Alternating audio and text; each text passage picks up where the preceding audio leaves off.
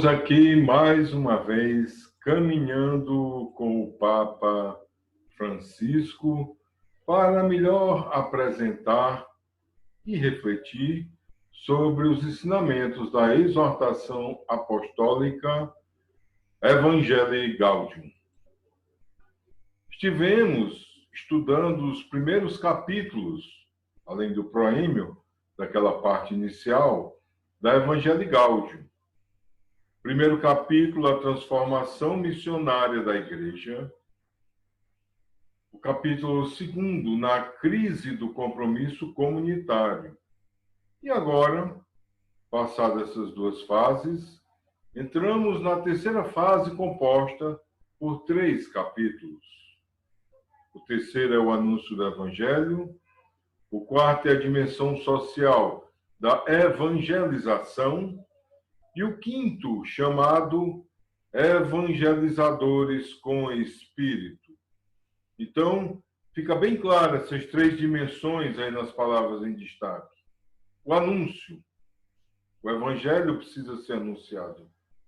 A dimensão social na qual nós estamos inseridos como indivíduos que vivem em comunidade, na família, na igreja e em toda a sociedade. E o Espírito, o que nos move, o que nos leva adiante. E também, é claro, na dimensão da pessoa da Trindade, que é o Espírito Santo de Deus. Então, são esses 3 degraus, são esses 3 aspectos que nós precisamos pensar para estar inseridos no anúncio da alegria do Evangelho. E aí podemos voltar mais uma vez àquele desafio maior que o Papa coloca, desde o número 2. O grande risco do mundo atual, com sua múltipla e avassaladora oferta de consumo, é uma tristeza individualista que brota do coração comodista e mesquinho, da busca desordenada de prazeres superficiais, da consciência isolada. Então aí fica bem forte as palavras, os aspectos que definem esse risco atual que o Papa coloca como em seus principais pontos. Tristeza individualista. O coração comodista e mesquinho, a busca pelos prazeres superficiais e a própria consciência isolada. De certa forma, nós podemos compreender que, nesse caminho que estamos fazendo na Evangelii Gaudium, o Papa nos coloca em 3 momentos. O ver, que está ali no proêmio e também no capítulo 1, sugere conceitos, novos modelos de evangelização, que nós chamamos de paradigmas. Depois, o discernir, aquilo que ele coloca, o não e o sim, aquilo que a gente precisa abandonar e o mais que a gente precisa se reforçar para caminhar como discípulos missionários. E o agir? O agir vai estar justamente nesses 3 capítulos, 3º, 4º e 5º, que nós vamos passar a refletir a partir de hoje. Ele chama à luz do Evangelho e do discernimento em comum do Concílio Vaticano II. Isso é o que ele chama para nós pensarmos. O anúncio do Evangelho é o que abre o capítulo 3º. E está ali no número 110.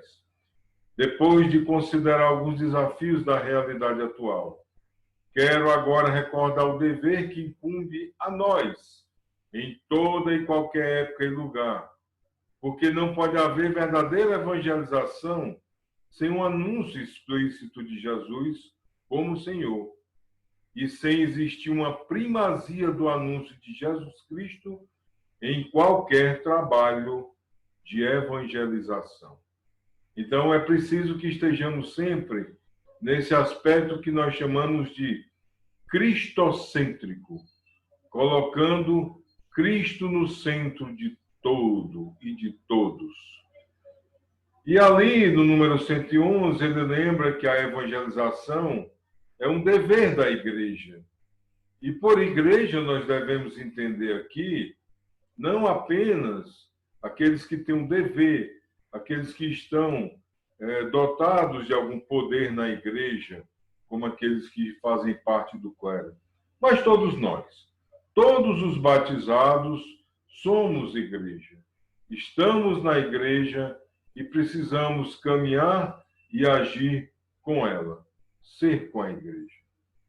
Mais adiante, no 111, o Papa vai lembrar que a gente precisa estar mergulhado nas raízes da Trindade e que é preciso que se tenha uma concretização histórica num povo peregrino e evangelizador, que é o que acontece quando a Bíblia nos mostra a caminhada do povo de Deus, a formação e a evolução, o processo deste povo. No número 112, há uma observação muito importante. Está ali numa cercadura laranja. Acompanhe comigo, quem puder ver e quem não puder, apenas escuta. A igreja é enviada por Jesus Cristo como sacramento da salvação oferecida por Deus. Então, nós temos que pensar muito nisso. A igreja usa de uma ação evangelizadora como um instrumento, porque ela é este sacramento da salvação que Deus oferece a todos.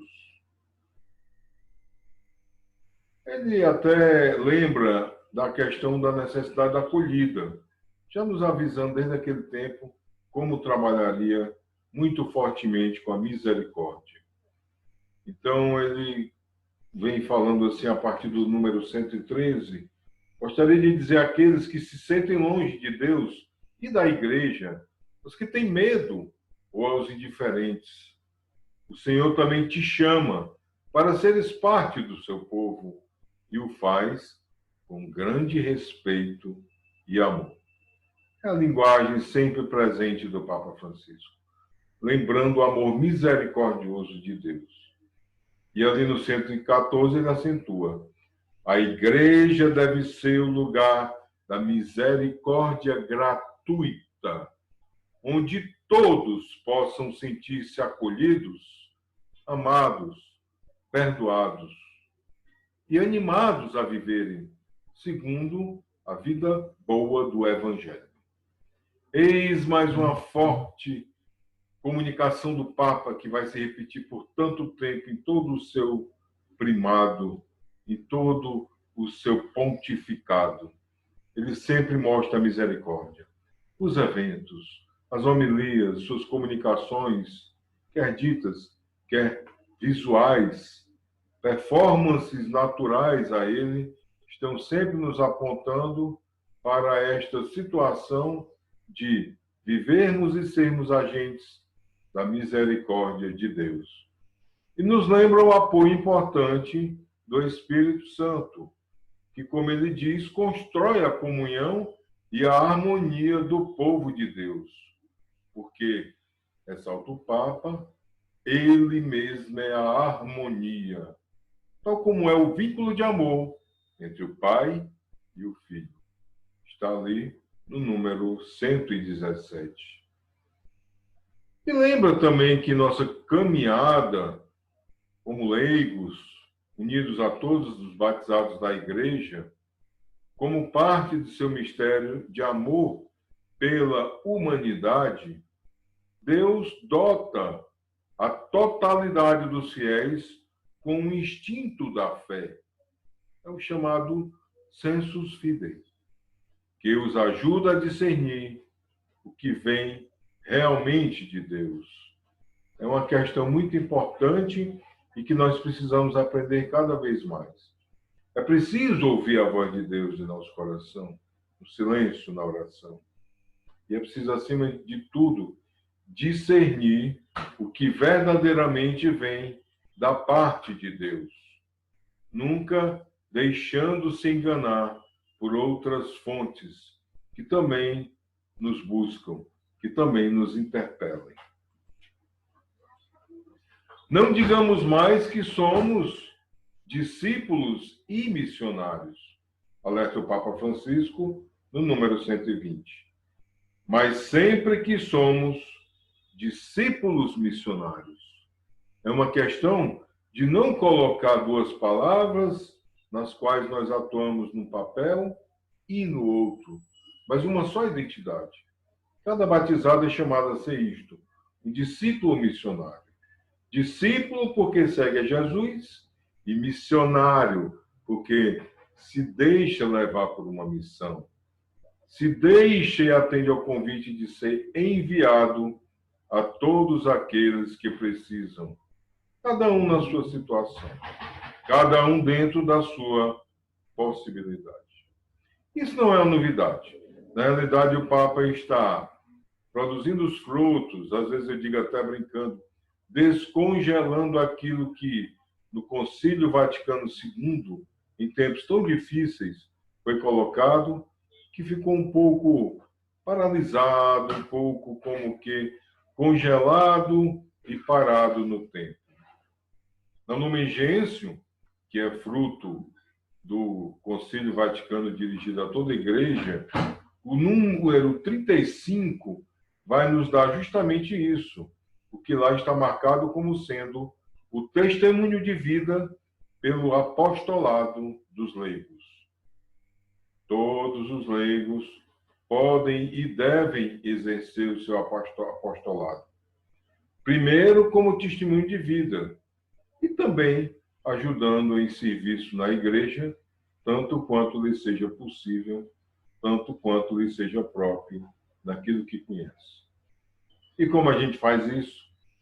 Conhecendo, aprendendo e buscando as fontes cada vez mais. Então, aí as figuras estão para lembrar que, por várias editoras, nós temos publicado esta Evangelii Gaudium.